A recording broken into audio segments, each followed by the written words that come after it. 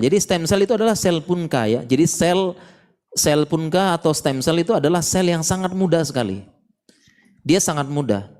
Yang diharapkan dia bisa menggantikan sel yang rusak, sel yang mati. Seperti itu. Makanya sekarang lagi penelitian gitu. Ya, dan stem cell ini intinya dia sel punka atau sel yang apa ya? Sel yang masih sangat muda sekali dan dia masih berpotensi berdiferensiasi menjadi sel-sel yang lainnya. Ya, makanya sekarang kan analisanya itu orang kena stroke dikasih sel punka, nanti sel itu akan berkembang jadi sel saraf. Orang stroke kan sel sarafnya rusak atau mati. Nah, dikasih sel punka, dia akan berdiferensiasi menjadi sel saraf. Demikian juga orang yang kakinya busuk. Dimasukkan sel stem cell, maka dia akan berdiferensiasi menjadi sel-sel di situ digantikan semuanya. Itu maksudnya stem cell atau sel punka. Dia itu sel yang masih sangat muda. Cikal bakal semua sel, bahasa awamnya gitu. Dia akan ganti ini nih, dia akan gantikan sel dia akan gantikan sel penunjangnya, sel utamanya, dia akan gantikan kolagennya, dia akan gantikan kulitnya dengan yang lebih muda.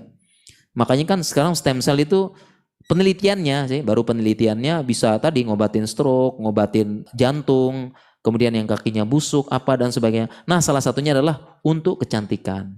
Karena prinsip dari kecantikan kan meremajakan kulit. Nah, dengan menambahkan stem cell ini diharapkan dia akan muncul sel-sel yang lebih muda. Ya, sel-sel yang lebih muda. Apalagi pasca menggunakan eksfoliator atau setrika wajah tadi. Sel lama dimatiin. Ya, dan eksfoliator tuh macam-macam, ada yang light, ada yang deep. Kalau yang light itu cuma epidermis doang, paling atas. Tapi kalau yang light itu eksfoliatornya sampai bawah epidermis, sampai inilah yang menyebabkan scabbing face. Ya, mukanya muka kepiting merah itu, kayak kepiting direbus.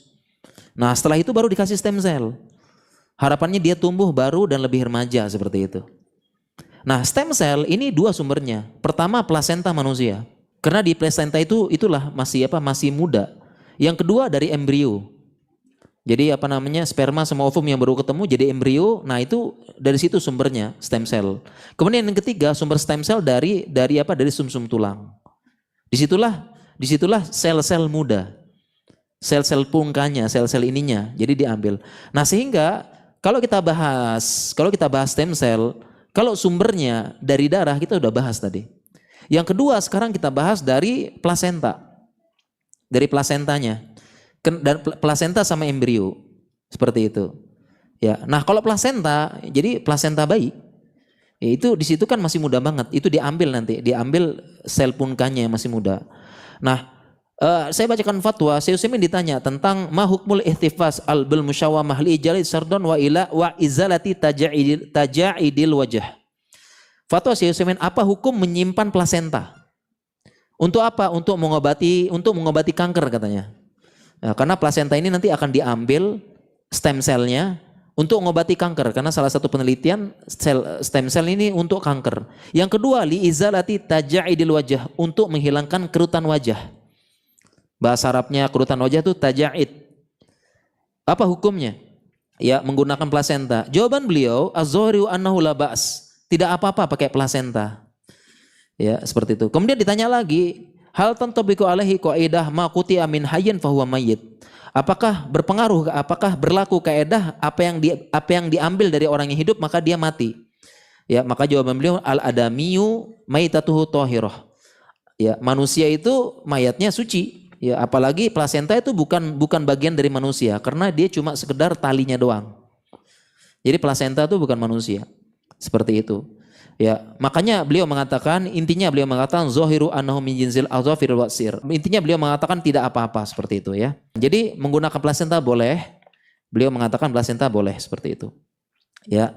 Nah, stem cell tadi ini ya, ini juga ada penjelasan dari MUI-nya.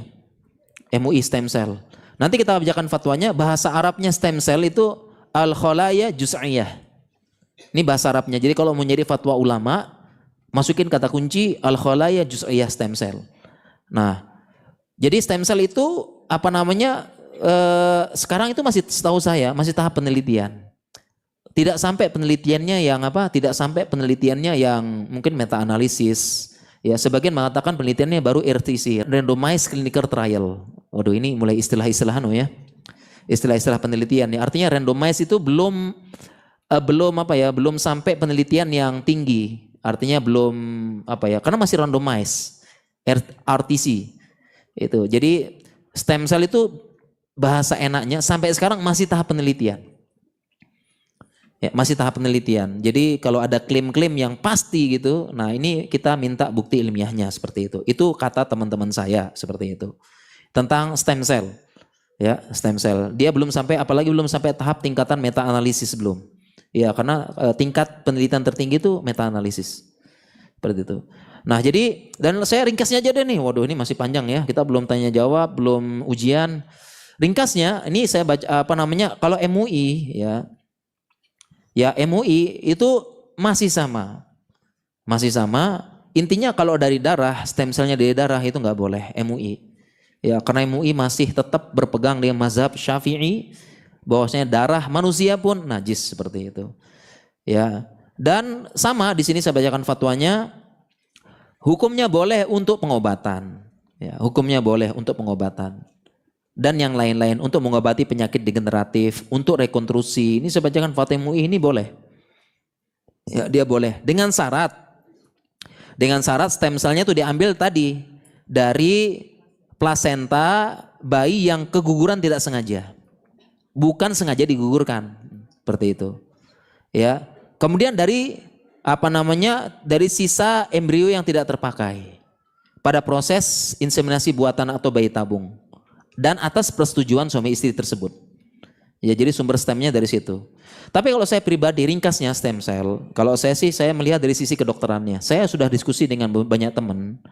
Stem cell ini penelitiannya baru randomize. Artinya baru penelitian awal. Bahasa kita RCT, randomized clinical trial. Belum sampai tahap yang dalam ilmu kedokteran itu ibaratnya kalau ada hadis ya, ada hadis tuh dia masih antara doif sama Hasan li gairihi, nah, gitulah. Belum sampai soheh gitu ya. Seperti itu. Itu kalau kita bicara hadis. Jadi sampai sekarang itu belum sampai tahap penelitian yang benar-benar meyakinkan.